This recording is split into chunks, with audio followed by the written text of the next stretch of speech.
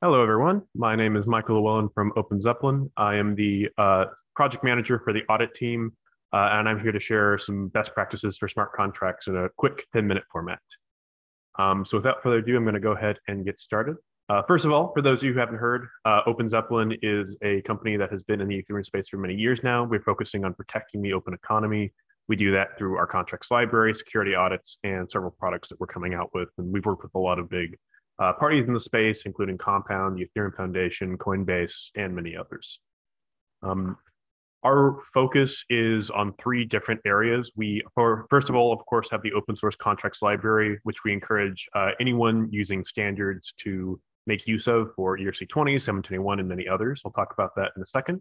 We have our audit team, which perform audits for many of the big projects out there. And we have a new tool that has come out called Defender, which actually lets you use security operations. And I'll talk about all three of these in more detail. But these are the three most important legs and part of what we think are critical for securing smart contracts. So first, I'm going to do a quick history lesson because I think it's important to understand why we got here. The DAO hack, of course, is where everyone started thinking about security, and it's only become more important since. So it was an early, decentralized autonomous organization meant to do crowdfunding for Ethereum development projects. On June 17th, that DAO suffered a hack of 11.5 million Ether, or $50 million. And this was quite a stink. The reason this occurred is there is an ability to exploit a reentrancy bug that allowed the attacker to call the send function before balances were updated in a recursive manner and essentially bleed the contract dry. This attack actually prompted a community hard fork of Ethereum to return those funds to users, which resulted in the contentious split of Ethereum Classic. And we all know that from there, this continued to be kind of a source of critique for the Ethereum, community, primarily because it was kind of an exception to the rule of censorship resistance and immutability, and something we certainly do not want to repeat and have not repeated since. But that also means that there is no, source of protection, and you need to know these sorts of bugs and be able to protect against them. So very quickly, an example of that bug is you can see a simple function. You can see that there is a check for the amount of this message.sender to see if their balance is correct for the amount they want to withdraw. And then it calls the message.call.value function, which is a fallback function. And what an attacker could do in this case, as a simple example, is call the withdrawal function again, because this actually delegates call permissions to the attacker contract for a brief moment. And rather than returning quickly and then decrementing the balance, it actually will just call the withdrawal function again. The balance has not yet been decremented, which means it can continue to do withdrawals. Very simple example, but this gives you an idea of the sort of attack that was possible. And part of this was because the smart contracts were not written with this sort of attack in mind. And the solution to this is to ultimately use smart contracts that have been written for that, whether that is writing your own smart contracts with a high degree of certainty, or preferably using an existing set of smart contracts. So with OpenZeppelin, we have a battle-tested open source library of smart contracts for Ethereum and other EVM blockchains. This includes token standards we all know, like ERC20, 721, ERC1155, and then also many extensions on top of these, adding in pausability, mintability, snapshots, and anything else that you might want to do with a set of smart contracts or ERC tokens.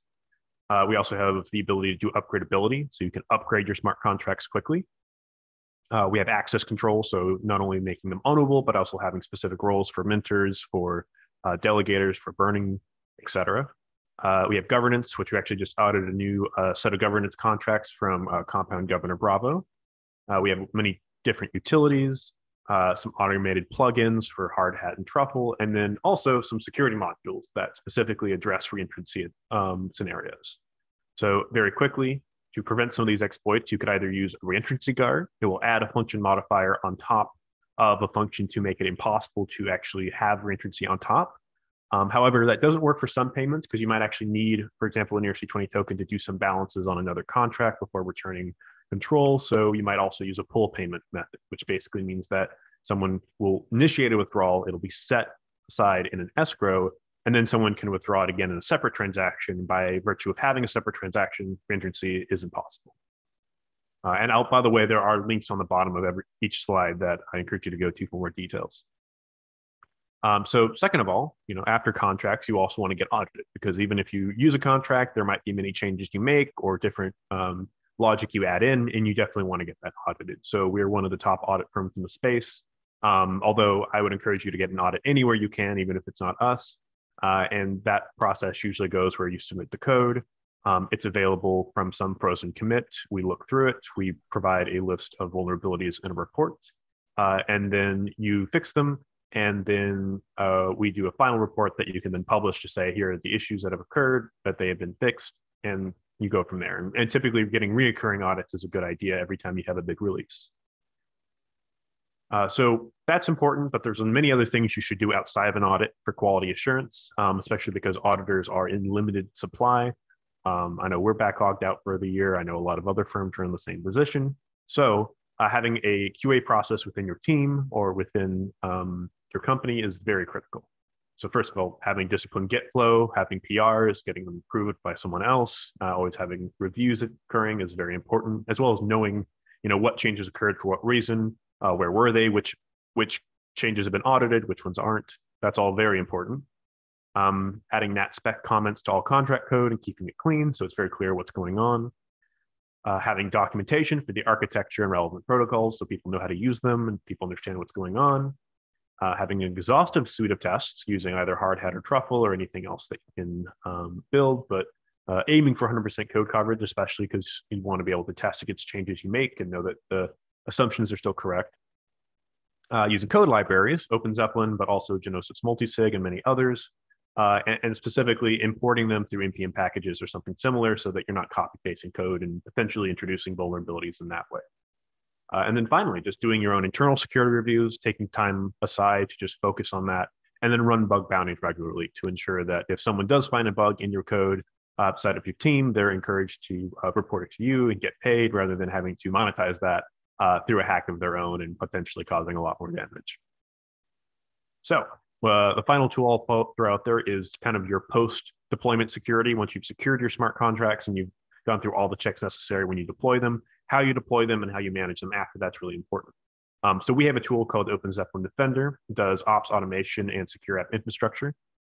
First of all, we have an admin interface for contracts administration. That means you can, do deployments with multi-sig arrangements, and you can use your own keys through MetaMask or hardware wallet, or use our own hosted key solution, whichever you prefer.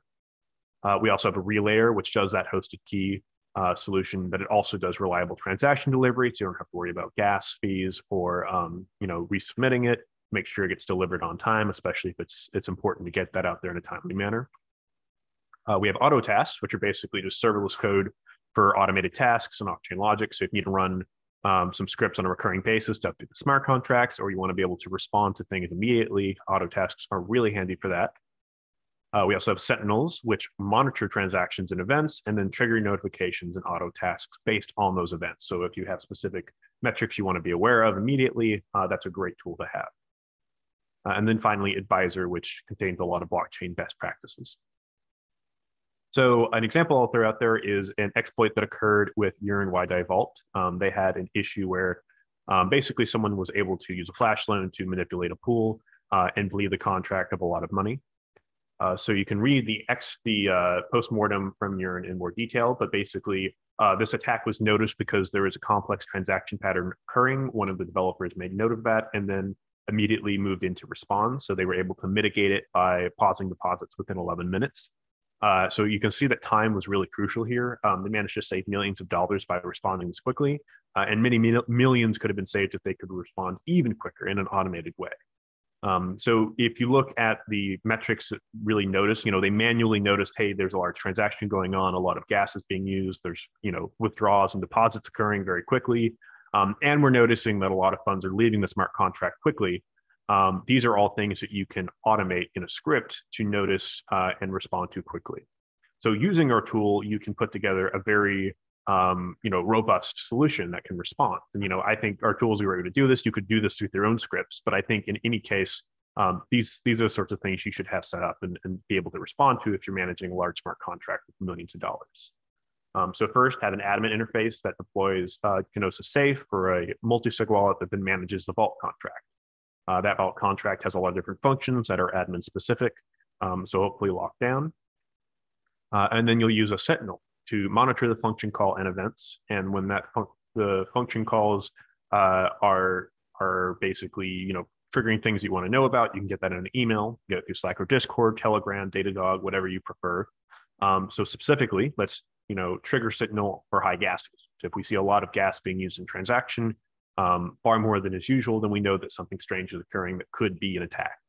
So when we see that, we want a signal to trigger, and we want it to potentially also invoke an auto task. An auto task could do more custom code execution, which again, it could be triggered also by a scheduling or webhook, but in this case, it'll actually be invoked by a sentinel. And it will determine, through those high gas transactions, is there some sort of loss? Like, is there a loss occurring in the vault contract that we might consider an attack?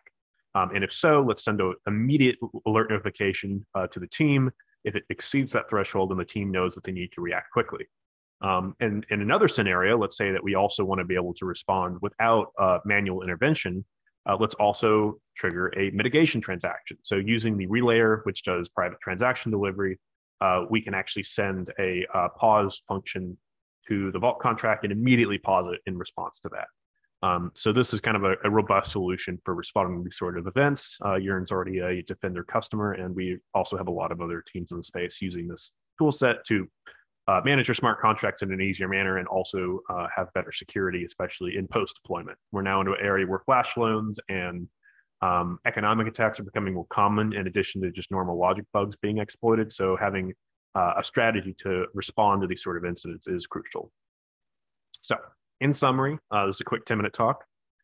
We should be using simple modular code built with Ethereum security in mind. OpenZeppelin contracts is one of them as a library, but you should also keep this in mind when either using other libraries out there or writing your own code in a way that should be easy and simple to understand, and always have security in mind when you're writing it. You should be doing audits and bug bounties along with an internal QA process to ensure your smart contracts are secure, especially as you make new changes.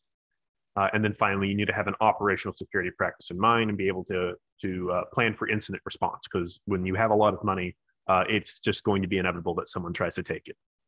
So it's critical to mitigate unforeseen attack vectors. There's a lot of things that we will notice, in pre-deployment, but post-deployment, there's always something that might be missed. So ultimately, what we're seeing at OpenZeppelin and throughout security in space is that smart contract systems are growing in complexity, and integration with other protocols that could also add in new attack vectors are increasing. DeFi is composable, which means that security is also, shared amongst different systems in some cases. So really what developers need to do is just practice good security both before and after deployment, and always keep it in mind. So that was a talk, very quick, very rapid. But if you are curious to learn more, I highly encourage you to check out OpenZeppelin. All of the tools are listed here, as well as a forum where you can ask questions and documentation to understand how to integrate it. And if anyone is curious, I highly encourage you reach out to me to learn more about our audit practices and just general good security practices, available on Twitter, LinkedIn, and by email. And that is it for the talk.